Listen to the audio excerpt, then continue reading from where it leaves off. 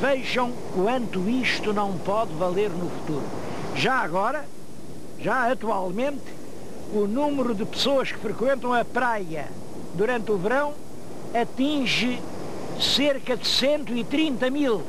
Bom, mas 130 mil, a praia tem estes quilómetros todos, consegue sempre ser uma praia limpa, uma praia sem congestão humana, uma praia diferente.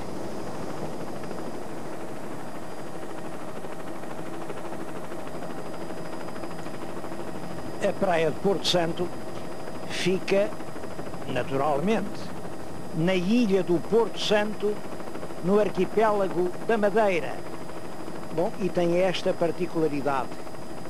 Foi a primeira ilha onde os portugueses iniciaram a sua grande caminhada pelo mundo.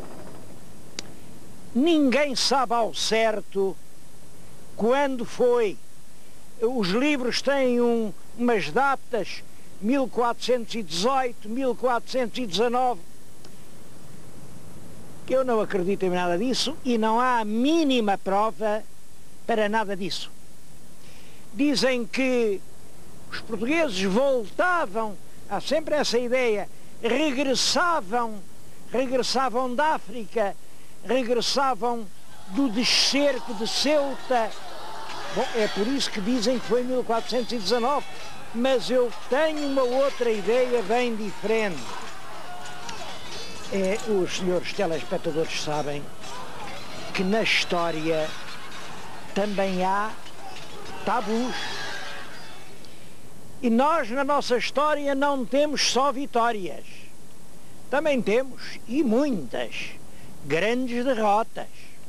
A gente não perdeu só a guerra em Alcácer Quibir.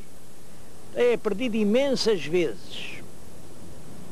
Aconteceu, e ninguém conta isso, que no ano de 1424, o infante Dom Henrique fez uma grande expedição com toda a sua gente, 2.500 homens, quer dizer, todos os seus servidores, os seus cavaleiros, os seus escudeiros, toda a gente, mandou-os à conquista das Canárias. O comandante era um Dom Fernando de Castro. A expedição saiu caríssima, correu mal, nós não conseguimos conquistar coisa nenhuma e tivemos que sair das Canárias um pouco à pressa para voltar ao reino. Eu julgo que foi nesse regresso das Canárias, depois de uma expedição malograda, que o infante mandou ocupar Porto Santo. E porquê? Porque se dizia que isto de Madeira e Porto Santo ainda eram Canárias. Ora, os espanhóis diziam, as Canárias são nossas, aqui ninguém põe o pé. Canárias, Castela. Ora bem, mas a verdade é que na Madeira e Porto Santo, por enquanto, eram desertas. E aí o infante Dom Henrique apressou-se e deu ordem a alguns dos seus melhores servidores para irem depressa instalar-se em Porto Santo e na Madeira. Eles começaram exatamente aqui para o Porto Santo. Quando o navio navega daqui para Portugal, quando não tem tempo favorável, é obrigado a navegar nesta direção, até apanhar ventos que permitam fazer vela em direção aos portos portugueses. E quando faz isto, é impossível não ver a Madeira e Porto Santo. Isto é muito importante porque há pessoas que dizem, afinal a Madeira já está representada nos mapas do século XIV, não foram os portugueses que descobriram. Descobrir é povoar, enriquecer, ressuscitar para a civilização. Que havia aqui, perdidos na imensidão atlântica, dois grandes pedaços da terra deserta, isso sabia-se há muito tempo. Ter coragem para pôr o pé em terra e para dizer, doravante, aí também é Portugal. Aí, o primeiro foi o infante Dom Henrique. Estou-lhes a falar na praia de Porto Santo, num sítio que deve ter sido aproximadamente aquele onde chegaram os barcos dos portugueses. E eu quis simbolicamente vir falar-lhes aqui na carcaça de um velho barco varado no areal que está aqui a agonizar. É um barco já sem vida, que já não navega, mas é uma espécie de recordação de milhares de barcos que desde há tanto tempo aqui passaram e que tantas vezes salvaram a vida aos navegantes, porque o Porto Santo era o último varadouro seguro para os barcos que se perdiam na Europa e que eram atirados pela força dos temporais para o meio do Atlântico.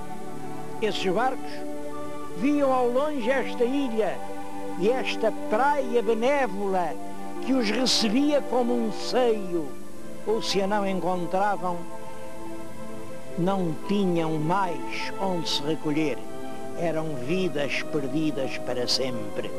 Por isso mesmo, desde toda a antiguidade, a esta ilha se deu o nome de Porto Santo, o porto que salva as vidas dos mareantes perdidos.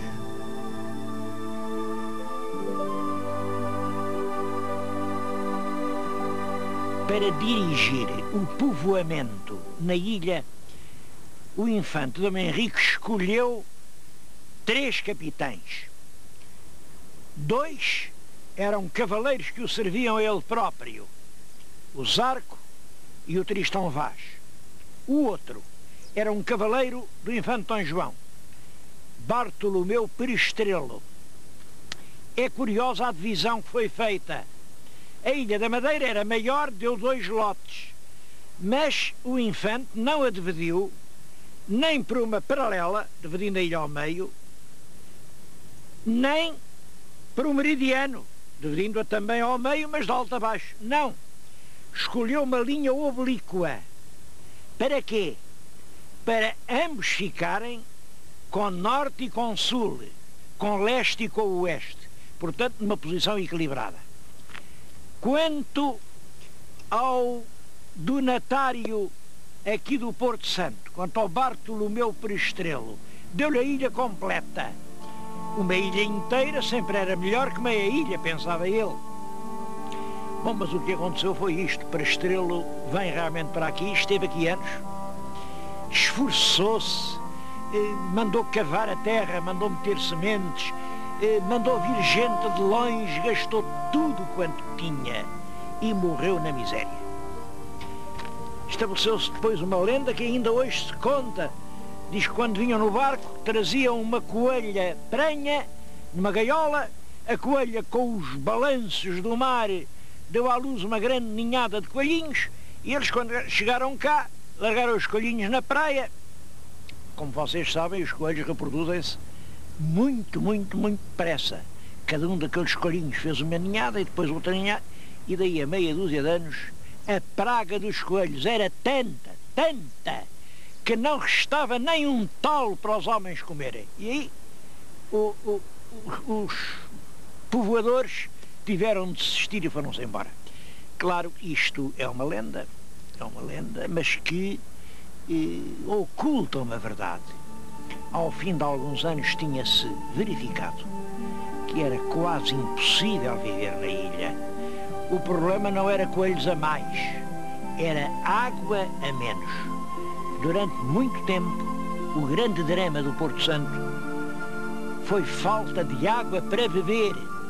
Eu lembro-me ainda há anos, quando estive aqui há já bastantes anos, bebi um cafezito, tudo aquilo era sal, era feito com água salobra. Hoje não.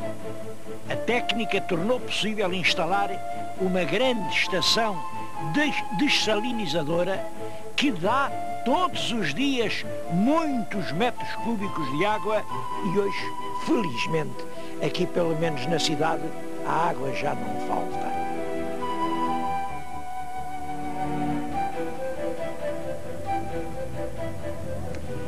O grande vulto histórico dos primeiros tempos do Porto Santo é, sem dúvida nenhuma, o Bartolomeu Prestrelo.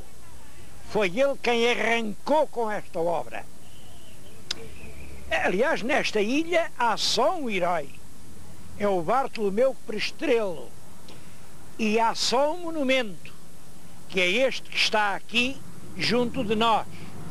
Se há só um herói e só um monumento, o meu telespectador está a pensar que aquele é o Bartolomeu Prestrelo. Está enganadíssimo. Aquele é, mais uma vez, o Cristóvão Colombo. E há uma certa razão para isso. Uma razão assim um bocado por afinidade, mas há. Querem ver? O Bartolomeu Prestrelo casou 2 vezes. A primeira com uma senhora, enfim, de certa fidalguia de Lisboa, que chamava-se Beatriz Furtado Mendonça. E daí teve algumas filhas. Eu só vou falar numa, porque essa interessa, a Iseu. A Iseu casou com um rapaz dos Açores que era capitão da Graciosa. Era o Correia, com o Correia. Bom, mas a primeira mulher do Prestrelo morreu e ele casou 2ª vez.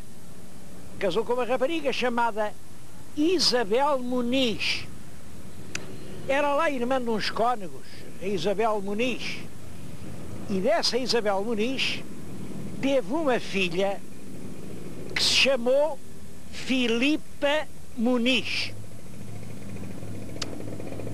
A Filipa Muniz, quando o pai já tinha morrido há muito tempo, estava num recolhimento em Lisboa, no recolhimento de Santos o Novo, e apareceu lá a pedi-la um belíssimo rapaz, navegador, um rapaz de futuro, que se chamava Cristóvão Colombo. Portanto, quem está aqui não é o herói do Porto Santo, é o genro do herói do Porto Santo. É o rapaz de futuro que casou com a filha Filipa. A gente diz sempre Filipa Muniz Prestrelo. Bom, era só Filipa Muniz, porque naquela altura as pessoas não tinham 2 apelidos. Mas enfim, era filha do Prestrelo. E aqui há uma dúvida. Como é que o Cristóvão Colombo, que era talentoso, que era ambicioso, foi procurar para casar essa Filipa? Coitada da Filipa, já não tinha ninguém que a quisesse, estava num recolhimento, não tinha fortuna porque o pai dela gastou tudo quando tinha aqui, morreu na miséria. A viúva acabou por vender esta ilha toda, imaginem, por 300.000 réis, e vendeu-a ao tal Correia da Graciosa. Isto também tem importância, porque o Colombo conheceu esse Correia, que, portanto, era concunhado dele. Falaram muito, e o Correia dizia-lhe: olha, eu estou na Graciosa, é lá nos Açores, e eu já tenho visto dar à praia troncos que são de árvores. Onde há árvores há terra, e essa terra nunca ninguém a descobriu. E conta outras informações. Foi pelo Correia, pelo concunhado, que realmente Colombo teve a notícia da existência do Novo Mundo. Mas eu estava a dizer como foi possível que um homem com um futuro tão grande fosse casar com uma moça com uma fortuna tão pequena. Há um filho do Colombo, que escreveu a vida do pai e que diz que o velho Bartolomeu Prestrelo, que tinha vivido aqui no Porto Santo, aqui onde eu ando, certamente tinha escrituras, tinha mapas, tinha informações dos outros mundos a descobrir, e que tudo isso foi parar às mãos do Colombo com o casamento. Esse filho do Colombo chega a dizer isto, e aqui está o que foi o princípio de todo esse grande orbe. Eu acho esta frase bonita. É um filho do Colombo que diz que foi aqui, neste pequeno Porto Santo, que nasceu o grande mundo novo, a que ele chama grande orbe. É por isso perfeitamente justo que a ilha do Porto Santo comemore a memória do Colombo.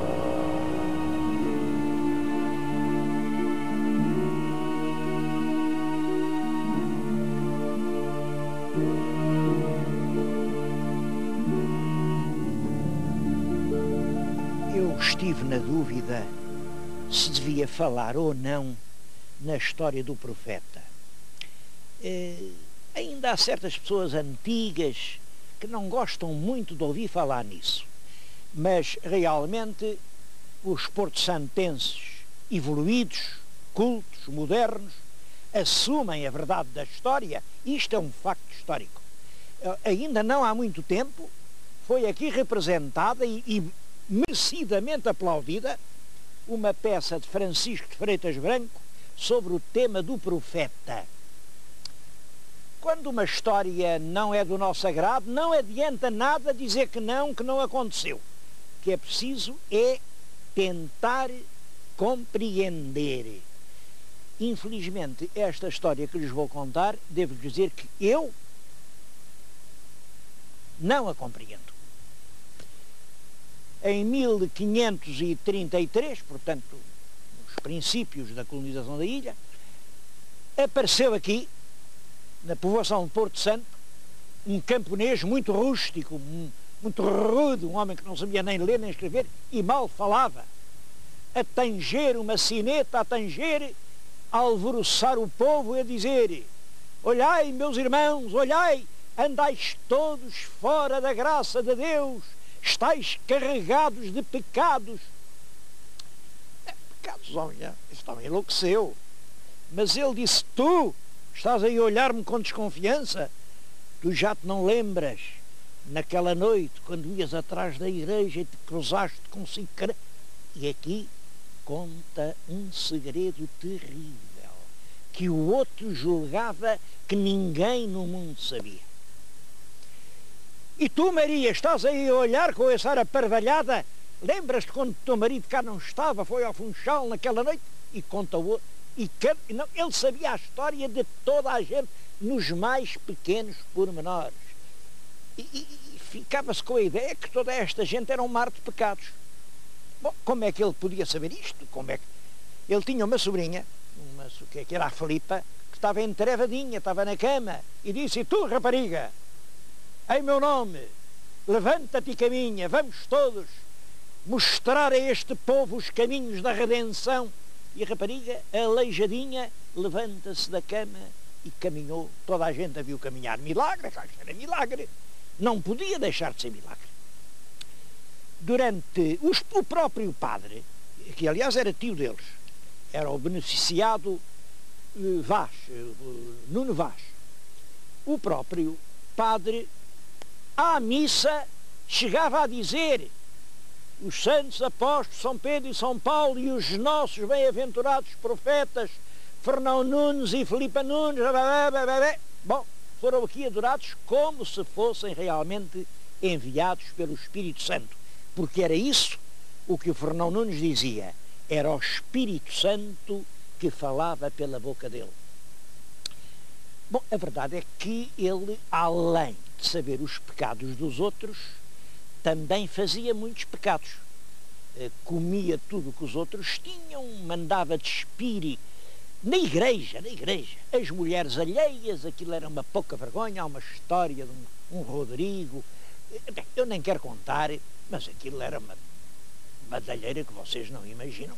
Chegou ao Funchal, as autoridades souberam, mandaram aqui o corregedor prendeu o profeta, prendeu a sobrinha, prendeu toda a gente metida no caso, e foi tudo para Évora, para o Tribunal do Santo Ofício, que era o competente para casos destes.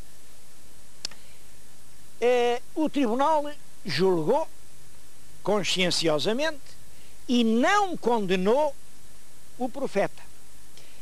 Disse que aquilo tudo que tinha acontecido era tão terrível que só podia ser obra do diabo. E onde o diabo põe a garra, a justiça humana não pode pôr o pé. Até hoje, eles não voltaram mais aqui. Até hoje não se soube a verdade sobre o profeta. Há 4 explicações a que o profeta dava, que era realmente a iluminação do Espírito Santo, a que deu o Santo Ofício em Évora, que aquilo eram as más artes do diabo, a que diziam aqui as línguas da aldeia, que era a rapariga Filipa Nunes que estava a fingir paralítica, por isso ficava na aldeia, via tudo o que se passava e sabia os segredos de cada um. E uma outra hipótese que também houve quem levantasse, que tudo aquilo foi arranjado pelo padre Nuno Vaz, que ouvia de confissão os segredos terríveis e depois foi meter tudo aquilo no bico da sobrinha para ela arranjar toda essa atrapalhada. A verdade, eu não a sei. E os senhores telespectadores escolham o que lhes parece mais perto do verdadeiro. Se seria uma intervenção do demónio, se uma iluminação do Espírito Santo.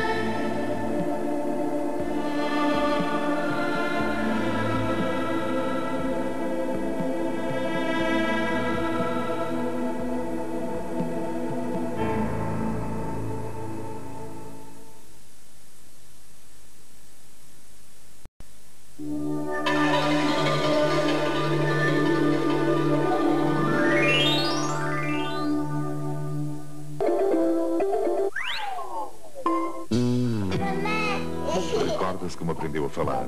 Naturalmente não teve que estudar.